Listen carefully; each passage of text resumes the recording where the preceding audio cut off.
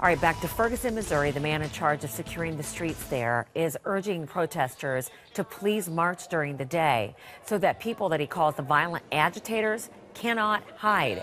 This is an emotional plea that happened early this morning. We can't have this. We do not want any citizen hurt.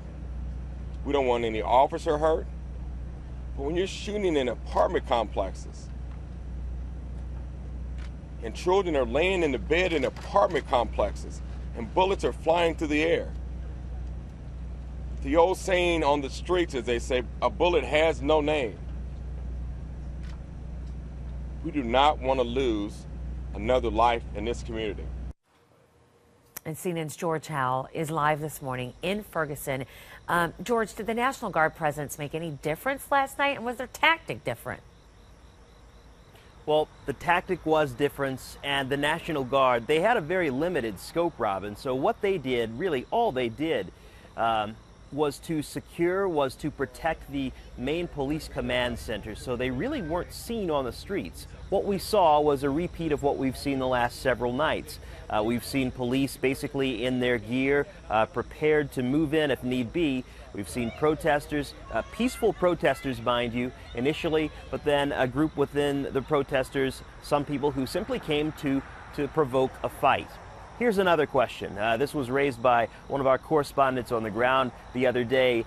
Jake Tapper was walking along with the protesters, and he made the point. He said, look, you know, I'm standing here, I'm in the middle of a peaceful crowd. The police are over there with all that heavy gear. Does that incite, or does that make people edgy? It's a fair question, I suppose, you know, and a lot of different questions. People are trying to understand exactly what starts it, what triggers it.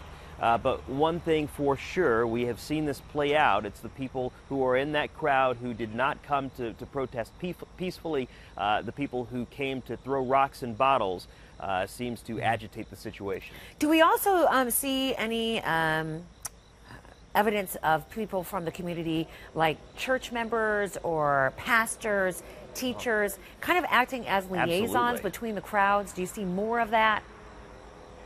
You know, just 2 or 3 days ago, and I want to point this out, when there was looting, there were community members who stood in front of the stores to stop it.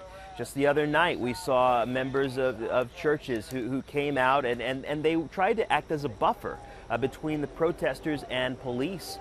So you do find it happening. But again, yeah, it's hard to stop it because within this large group of peaceful protesters, there are a couple who just simply come to provoke a fight. And that's what we've seen night after night. I know you can't possibly say, but of course the biggest question may be right now, when does this all come to an end, or how does this come to an end?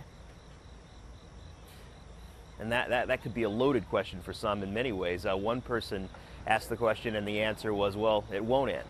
And made the point that it's because it's part of a deeper-seated issue that has taken voice in this case. And, you know, people immediately, they want answers in this case, but there are other grievances, there are other issues that have many people outraged.